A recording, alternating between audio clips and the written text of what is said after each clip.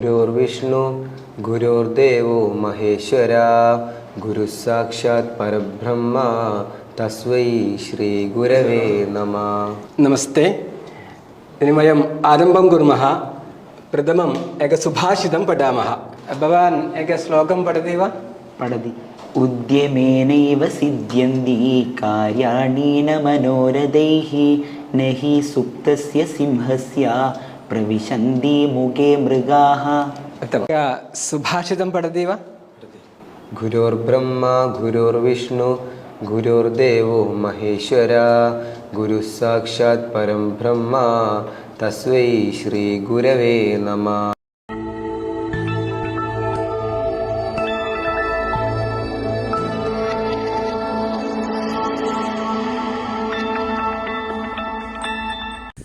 അസ്സലാമു അലൈക്കും. പുതിയൊരു വീഡിയോയിലേക്ക് ഏവർക്കും സ്വാഗതം. ഇപ്പോൾ നമ്മൾ കണ്ടത് തൃശ്ശൂർ MIC അസാസ് അറബി കോളേജിലെ വിദ്യാർത്ഥികൾ സംസ്കൃതം പഠിക്കുന്ന ഒരു ക്ലാസ് റൂമാണ്. ഇംഗ്ലീഷ് ശബ്ദത്തിന് ചിലപ്പോൾ കുറവുണ്ടാവും, മൈക്കല്ല, ഓപ്പൺ എയറിലാണ്, കാറ്റുണ്ട്. ഇംഗ്ലീഷ് നരകത്തിലെ ഭാഷയാണ്, ആര്യഭാഷ, ശുദ്ധ മലയാളം, അത് പഠിക്കാൻ പാടില്ല എന്നൊക്കെ പറഞ്ഞുകൊണ്ട് പുതിയ ലിപിയൊക്കെ ഉണ്ടാക്കിയ ആളുകൾ അവർ ഉപനിഷത്തുകളും വേദങ്ങളും അതുപോലെയുള്ള കാര്യങ്ങളൊക്കെ പഠിക്കുകയും അതുപോലെ സംസ്കൃത ഭാഷ അത് ലിപി സഹിതം എഴുത്തടക്കം പഠിക്കുകയും അതിൻ്റെ അർത്ഥമൊക്കെ പഠിക്കുന്നത് കാണുമ്പോൾ സന്തോഷം തോന്നുന്നുണ്ട്. മുമ്പ് സൗണ്ട് മിക്സിങ്ങിന് ഓസ്കാർ അവാർഡ് കിട്ടിയ റസൂൽ പൂക്കുട്ടി അദ്ദേഹം ഈ ഓസ്കാർ വാങ്ങുന്ന സമയത്ത് പറഞ്ഞത് ഞാൻ ഓംകാരത്തിൻ്റെ നാട്ടിൽ നിന്നാണ് വരുന്നത് എന്നാണ് പറഞ്ഞത്. അന്നത് കേട്ടപ്പോൾ ചില ആളുകൾ അയാളെ വിമർശിക്കുകയൊക്കെ ഉണ്ടായി. കാര്യം ഈ ഓംകാരം എന്നൊക്കെ പറഞ്ഞാൽ അത് മറ്റാരോ എന്തിൻ്റെയൊക്കെ ആണെന്നുള്ള ആ ഒരു ഇതിലായിരിക്കാം എന്തോ. അതുപോലെ തന്നെ ഞാൻ ഒരു വീഡിയോയിൽ അസതോമ സദ്ഗമയ തമസോമ ജ്യോതിർഗമയ മൃത്യോമ അമൃതംഗമയ ഓം ശാന്തി എന്നുള്ള ആ ഒരു വാചകം പറഞ്ഞതിനെ വിമർശിക്കപ്പെട്ടിരുന്നു. അപ്പോൾ ഇതൊരു ഭാഷയാണ്, അത് പഠിക്കണം, അത് പഠിച്ചാലുള്ളൂ അതിലെന്താ പറഞ്ഞിട്ടുള്ളതെന്ന് അറിയാം. അത് വിശ്വസിക്കണമെന്നോ അല്ലെങ്കിൽ ഭാഷയിൽ വിശ്വാസമോ അവിശ്വാസമോ ഒന്നുമില്ലല്ലോ. ഓക്കെ, എന്തായാലും എന്താണ് അവിടുത്തെ പഠന രീതികൾ എന്നൊന്ന് നമുക്ക് കണ്ടു നോക്കാം. അതിനെക്കുറിച്ച് പറയുന്നത് കേട്ട് നോക്കാം. തൃശ്ശൂർ MIC അസാസ് അറബി കോളേജിലെ ക്ലാസ് മുറിയിലാണ്. ഖുർആനും ഹദീസിനുമൊപ്പം സംസ്കൃതവും ഭഗവത്ഗീതയും മഹാഭാരതവുമൊക്കെ പഠിപ്പിച്ചാണ് സ്ഥാപനം ഇവരെ ഉസ്താദുമാരാക്കി വളർത്തുന്നത്. ഇവർ വാസ്തവത്തിൽ ഇങ്ങനെ ഇതുവരെ സംസ്കൃതം പഠിക്കാതെ, ഇപ്പോൾ സാധാരണ നമ്മൾ പുറത്തൊക്കെ ആണെങ്കിൽ സ്കൂളിലോ കോളേജൊക്കെ ആണെങ്കിലേ എപ്പോഴെങ്കിലുമൊക്കെ സംസ്കൃതം കേട്ടിട്ടുണ്ടായിരിക്കും അല്ലെങ്കിൽ പഠിച്ചിട്ടുണ്ടായിരിക്കും. പക്ഷേ ഇവിടെ വന്ന ഒരു കുട്ടി പോലും ഇപ്പോൾ ഇവർ 10ാം ക്ലാസ്സിന് ശേഷമാണ് ഇവിടെ വരുന്നത്. അപ്പോൾ അവിടെ അവർ ഒട്ടും സംസ്കൃതം കേൾക്കാതെ, മാത്രമല്ല ഇപ്പോൾ സാധാരണ ഒരു വിഭാഗത്തിലാണെങ്കിൽ ഏതെങ്കിലും തരത്തിൽ കുറേ സംസ്കൃത വാക്കുകൾ കേട്ടിട്ടുണ്ടായിരിക്കും. ഇവർക്ക് അങ്ങനെയും ഒരു ചാൻസ് ഇല്ല. ഇവിടെ വന്നതിന് ശേഷമാണ് അവർ ആദ്യമായിട്ട് സംസ്കൃതം എന്ന ഇത് തന്നെ കേൾക്കുന്നത്. പക്ഷേ ഇവിടെ നമ്മളെ ഒരു പ്രത്യേക രീതിയിൽ സംസ്കൃതം ഒരു ഘട്ടം ഘട്ടമായിട്ട് പോണ സമയത്ത് ഇപ്പോൾ ഇവർ സംസ്കൃതത്തിൽ കുറച്ചൊക്കെ സംസാരിക്കാനും കുറേ പദങ്ങൾ അറിയാനും കുറച്ചൊക്കെ ശ്ലോകങ്ങളും അതേപോലുള്ള കാര്യങ്ങളൊക്കെ മനസ്സിലാക്കാനും സാധിക്കുന്നു. കേട്ടല്ലോ. ഇനി അവിടെ പഠിക്കുന്ന രൂപവും അവിടുത്തെ അധ്യാപകർ പഠിപ്പിക്കുന്ന രൂപവും അതുപോലെ തന്നെ അവിടെ എങ്ങനെയാണ് അഡ്മിഷൻ കിട്ടുന്നത്, എന്താണ് അതിൻ്റെ മാനദണ്ഡങ്ങൾ എന്നെല്ലാം പറയുന്ന വീഡിയോ ഉണ്ട്. നമുക്ക് ആ പഠിപ്പിക്കുന്ന രൂപം ഒന്ന് കണ്ടു നോക്കാം. പഠിത്തത്തിന് ആരംഭത്തിൽ വലിയൊരു ടാസ്ക് ആയിരുന്നു. കാരണം സിദ്ധരൂപമൊക്കെ ആണെങ്കിലും ഞങ്ങൾ അറബി പഠിക്കുന്ന പോലെ തന്നെ ധാരാളം സ്വറഫാക്കി പഠിക്കാനും പറ്റും. നമ്മൾ പഠിച്ച് മനസ്സിലാക്കണം, ധാരാളം വട്ടം പറഞ്ഞ് മനസ്സിലാക്കുന്ന ആ രൂപത്തിലാണ് സംസ്കൃതം ഉള്ളത്. അപ്പോൾ ഫസ്റ്റ് ഞങ്ങൾക്ക് വളരെ ബുദ്ധിമുട്ടായിരുന്നു. പിന്നെ നിരന്തരമായിട്ട് സംസ്കൃതത്തിൻ്റെ ക്ലാസ്സുകൾ നടക്കുന്നുണ്ട്, അതിനുള്ള പരീക്ഷകളൊക്കെ നടക്കുന്നുണ്ട്. അപ്പോൾ അങ്ങനെ വന്നപ്പോൾ കുറേ കഴിഞ്ഞപ്പോൾ എളുപ്പമായി വരുന്നു. ഇനി നമുക്ക് അവിടുത്തെ ഒരു അധ്യാപകൻ ക്ലാസ് എടുക്കുന്ന അതുകൂടി ഒന്ന് കണ്ടിട്ട് വരാം. ജംബൂഫലാനി പക്വാനി പതന്തി വിമലേ ജലേ കപികമ്പിത ശാഖാഭ്യോ ഗുളുഗുഗുളുഗുഗുളു. ജംബൂഫലാനി പക്വാനി നല്ല ഞാവൽപ്പഴങ്ങൾ പതന്തി വിമലേ ജലേ വല്ല വിമലമായ ജലത്തിൽ വീഴുമ്പോൾ കപികമ്പിത ശാഖാഭ്യോ ഈ കുരങ്ങന്മാരാൽ ഇളക്കപ്പെടുമ്പോൾ അത് നിർമ്മലമായ ജലത്തിൽ വീഴുമ്പോഴുള്ള ശബ്ദമാണ് എന്ത്? കവി ഈ ഗുളു ഗുളു ഗുളു എന്ന്. അവർക്ക് സന്തോഷം, ഇങ്ങനെ ഓരോ ശ്ലോകവും ഓരോ ഇതൊക്കെ പറയുമ്പോൾ അവർക്ക് സന്തോഷം.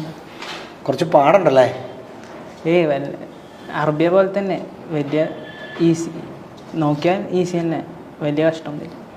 ഒരു അറബിക് കോളേജിൽ സംസ്കൃത അധ്യാപകനായി ഇവർ ഫസ്റ്റ് വിളിക്കുമ്പം എന്ത് തോന്നി? പൂർണ്ണമായും സന്തോഷം തോന്നി. കാരണം കുറച്ചു കാലം ഓണംപുള്ളി പഠിപ്പിച്ചിട്ടുണ്ട് ഞാനേ. അപ്പോൾ ഓണംപുള്ളി ഒരു ദിവസം വീട്ടിൽ വന്നു, ഇങ്ങനെ ഒരു പരിപാടി ഉണ്ടെന്ന് വരണമെന്ന് പറഞ്ഞപ്പോൾ ഞാൻ ബുദ്ധിമുട്ടുണ്ടാവുമോ എന്ന് ഓണംപുള്ളിക്ക് ഒരു സംശയം ഉണ്ടായിരുന്നു. ഞാനൊരു ഹിന്ദു ആയതുകൊണ്ടേ ഞാൻ പറഞ്ഞു ഇവിടെ ഹിന്ദു മുസ്ലിമൊന്നും ഇല്ല ഇവിടെ, ഞാൻ അവിടേക്ക് പഠിപ്പിക്കാൻ തയ്യാറായിട്ടാണ് വരുന്നത്, അപ്പോൾ ആ വക പ്രശ്നം എനിക്കില്ല എന്ന് പറഞ്ഞു ഞാൻ. പിന്നെ ഞാൻ അവിടെ വരുമ്പോൾ ഓരോരുത്തരും ഇങ്ങനെ കാണുന്നേ, ഈ നെറ്റിയിൽ പൊട്ടൊക്കെ കാണുമ്പോഴേ ആളുകൾ വഴിക്ക് വെച്ച് കാണുമ്പോൾ എവിടേക്കാണ് പോകണമെന്ന് ചോദിച്ചപ്പോൾ ഞാൻ പറഞ്ഞു ഞാൻ അതിന് പള്ളിയിലേക്ക് പോകാമെന്ന് പറയും. പള്ളിയിലേക്ക് പോകാമെന്ന് പറയുന്നത് ഞാനേ. അപ്പോൾ അവർ പറയും പള്ളിയിലേക്കാ എന്താ അത്? അപ്പോൾ ഞാൻ പറഞ്ഞു ഇങ്ങനെ സംസ്കൃതം പഠിപ്പിക്കാൻ പോകണമെന്ന് പറയും. നല്ല കാര്യമല്ലേ എന്ന് അവർ പറയാറുള്ളൂ കേട്ടോ. ഇത് എന്താണ് കാണിക്കാൻ കാരണമെന്ന് ചില വീഡിയോകളിലൊക്കെ ചില ആളുകൾ ചോദിക്കാറുണ്ട്, ഇതെന്തിനിട്ടതാണെന്നൊക്കെ.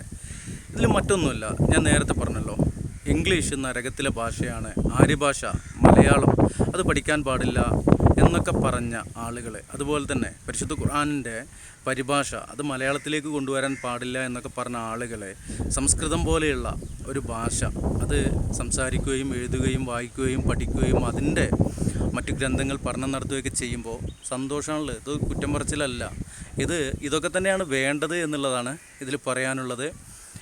ഇനി ഇതുപോലെയുള്ള കാര്യങ്ങൾ ഇപ്പോൾ നബിയുടെ കാലത്ത് മറ്റു വേദഗ്രന്ഥങ്ങൾ അത് മനസ്സിലാക്കുവാൻ വേണ്ടിയിട്ട് അത് പഠിക്കുമായിരുന്നു, അല്ലെങ്കിൽ അത് അറിയുന്ന സ്വഹാബികൾ റസൂലുള്ളാഹി സ്വല്ലല്ലാഹു അലൈഹി വസല്ലമയുടെ കാലത്തുണ്ടായിരുന്നു. മുസ്ലിം ലോകത്ത് അതിന് ശേഷവും മറ്റു ഗ്രന്ഥങ്ങൾ പഠിക്കുവാനും മനസ്സിലാക്കുവാനും ഒക്കെയുള്ള പണ്ഡിതന്മാരുണ്ടായിരുന്നു. ഈ ഓരോ പ്രവാചകന്മാർക്ക് ഓരോ ഭാഷയിലാണ്, ഭാഷയിൽ എന്തിരിക്കുന്നു, ഭാഷയിൽ പറയുന്ന കാര്യങ്ങൾ എന്ത് എന്നുള്ളതാണ്. അപ്പോൾ ഭാഷകൾ പഠിക്കണം, മറ്റു ഗ്രന്ഥങ്ങൾ പഠിക്കണം. അപ്പോൾ ഈ ഒരു സ്ഥാപനത്തെക്കുറിച്ച് കൂടുതൽ അറിവില്ല, എന്തായാലും അവിടുത്തെ കാര്യങ്ങൾ എന്താണെന്ന് അവിടുന്ന് തന്നെ വിശദീകരിക്കുന്ന നമുക്കൊന്ന് കേട്ടു നോക്കാം. നഹി സുപ്തസ്യ സിംഹസ്യ പ്രവിശന്തി ന മുഖേ മൃഗാഹ ഇതി അർത്ഥഃ അസ്തി.